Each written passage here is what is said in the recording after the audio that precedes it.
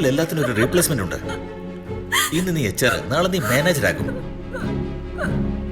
ഇപ്പോ ഇവിടെ ഈ ഇൻവിറ്റേഷനിൽ സുന്ദരന്റെ പേരിന് പകരം ഞാൻ തന്നെ ഒരു നല്ല പേര് ഉണ്ടാക്കി തരാം. മാനേജ്മെന്റ് പൊളിറ്റിക്സിനെ പറ്റി HR-ഉള്ള നിനക്ക് അറിയില്ല. ഇങ്ങനെ കരയില്ല താര, ഇങ്ങനെ ഇമോഷണൽ ആവല്ലേ. സുന്ദരി ചാവൂന്ന് ഞാൻ അറിഞ്ഞോ? ഫയലിംഗ് തന്നെ. എന്തൊക്കെ സംഭവിച്ചാലും ഈ ഫയൽ ഞാൻ നിനക്ക് തരില്ല. വേണ്ട, നിന്നെ ഞാൻ കാണിച്ചു തരാം. You are liar. You cheat.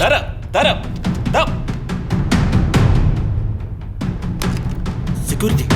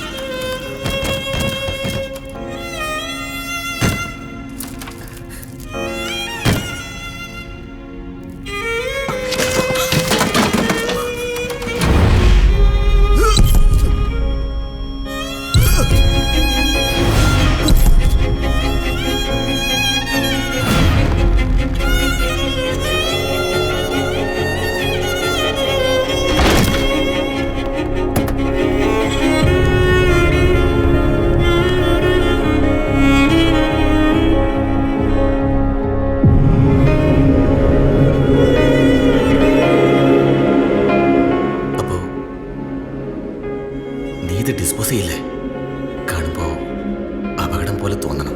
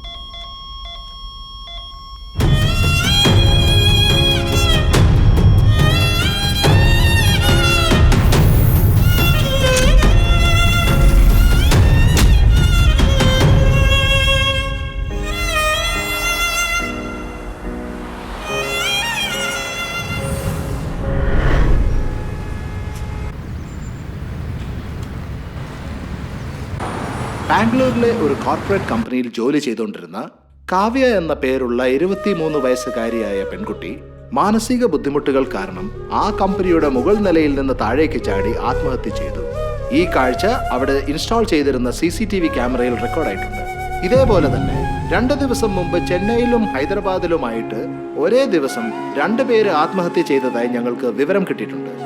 IT മേഖലകളിൽ ജോലി ചെയ്യുന്നവർ പുറമേ കാണുമ്പോൾ ജീവിതം നന്നായി ആസ്വദിച്ച് ജീവിക്കുന്നവരെ പോലെ തോന്നിയാലും ഇതുപോലുള്ള ആത്മഹത്യാ മരണങ്ങൾ അവരുടെ ജീവിതവും സുഖകരമല്ല എന്നാണ് തെളിയിക്കുന്നത്. കഴിഞ്ഞ 1 വർഷത്തെ കണക്കെടുത്ത് നോക്കിയാൽ IT മേഖലയിൽ മാത്രമായി ആത്മഹത്യ ചെയ്ത് മരണപ്പെട്ടിരിക്കുന്നവരുടെ എണ്ണം 300-നും മേലെയാണെന്ന് കണക്കാക്കപ്പെട്ടിരിക്കുന്നു. ഇതുപോലുള്ള മരണങ്ങൾ ഒരു തുടർക്കഥയായി സംഭവിക്കുന്നത് പൊതുജനങ്ങളുടെ ഇടയിൽ വലിയൊരു ആശങ്കയാണ് ഉണർത്തുന്നത്.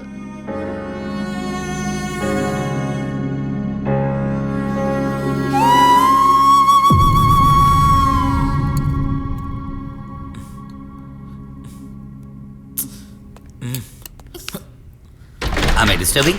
Hey, by the way, I'm Hari. നിങ്ങളുടെ കമ്പനിയുടെ പുതിയ VP. വെൽ, ഒന്ന് പുറത്ത് നിൽക്കൂ.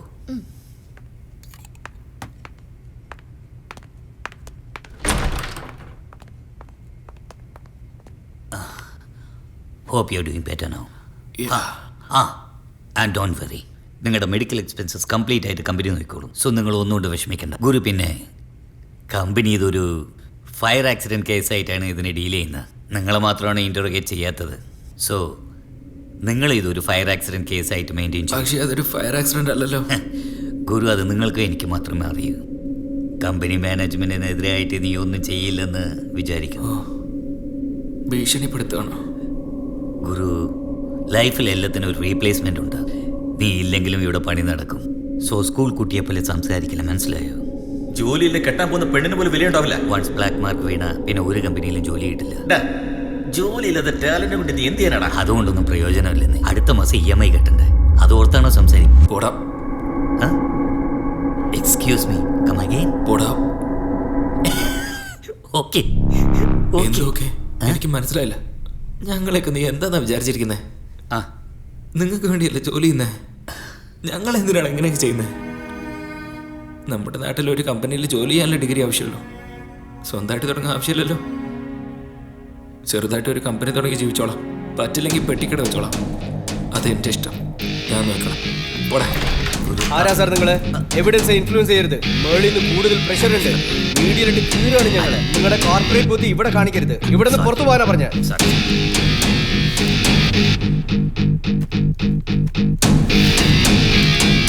Lift accident.